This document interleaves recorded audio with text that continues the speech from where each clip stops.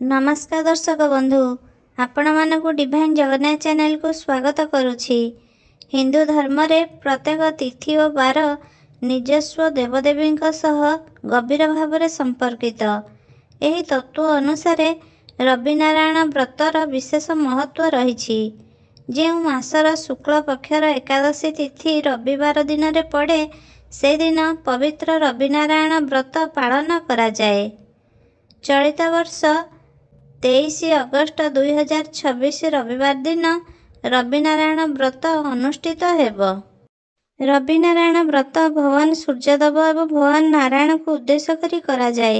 यही व्रत कले भगवान सूर्यदेव और भगवान नारायण का जुगल कृपा लाभ हुए। तेणु कहुଯାଇଛି सूर्य नारायण देवं विष्णु रूपं जगत्पतिं एकादश्यां रविवारे भक्त्या पूज्यं नमाम्यहम्।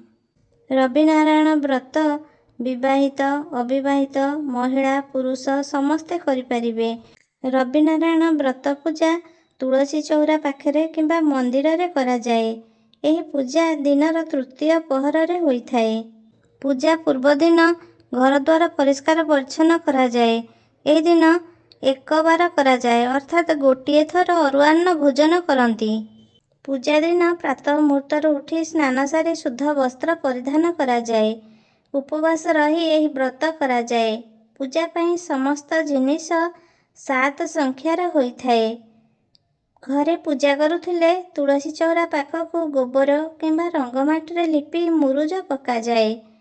गंगा पानी छिंची कलश स्थापना करा जाए।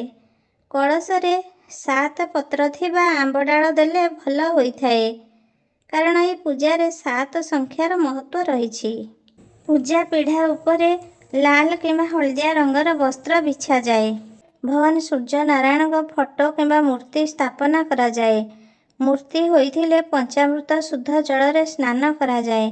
फोटो होइथिले पंचामृत शुद्ध जल सिंचन करा जाए। एक पात्र रे भगवान सूर्यदेव स्वरूप भावे गोटे गुआ और भगवान नारायण स्वरूप भावे अन्य एक गुआ, एहीपरि 2टी गुआ स्थापना करा जाए। कई गोटे गुआ मध्य स्थापना करती। वस्त्र चंदन 7 प्रकार फूल विशेष भावे लाल किंबा हलदिया रंगर फूल अर्पण करा जाए। धूप घी दीप प्रज्वलन करा जाए। प्रथम थर रविनारायण व्रत करुथिले ब्राह्मण द्वारा संकल्प करी पूजा आरंभ करा जाए। लाल हलदिया किंबा धड़ा रंगर 7 सूतारे तैयारी होइथिया व्रत को हलदी पानी रे धोई भगवान सूर्यदेव 7टी नाम रे 7टी गंठी दिया जाए।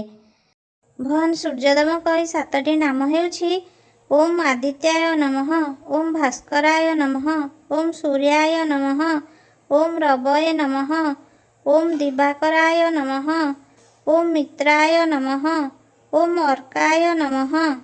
एही व्रत को 7टी दुब 7टी अखंड अरुआ चाउल फूल देई व्रत को गुड़ाई पूजा स्थान रे रखा जाए। भगवान सूर्य नारायण को अर्घ्य दिया जाए। रविनारायण व्रत बही पाठ करा जाए। 7टी मंडा पिठा 7 प्रकार फल भोग रूपे अर्पण करा जाए। 7 थर बेढ़ा परिक्रमा करा जाए। धूप दीप झुणा कर्पूर आरती करा जाए। पुष्पांजलि दिया जाए। क्षमा प्रार्थना करी प्रणाम करा जाए। पूजा संपन्न पर रविनारायण व्रत महिला माने बाम हाथरे और पुरुष माने डाहाण हाथरे पिंधती। परिवार रे समस्त को प्रसाद बंटन करी निजे प्रसाद ग्रहण करती।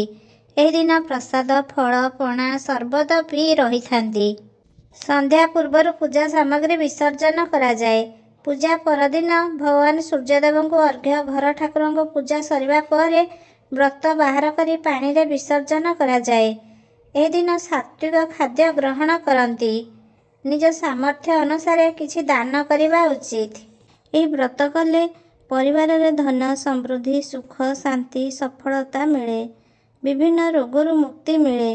झिया माने उत्तम पति पाई थांती। निसंतान को संतान मिली थाए। अपुत्रिक नारी को पुत्र मिली थाए। समस्त मनोवांछा पूर्ण हुए। पंच महापातकरू मुक्ति मिली थाए।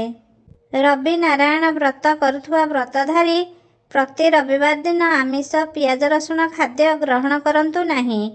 जदि आपणमानंकु आम भिडियोटी भल लगी लाइक शेयर कमेंट एवं सब्सक्राइब करने को भूलंतु नहीं। ओम सूर्य नारायणाय नमः।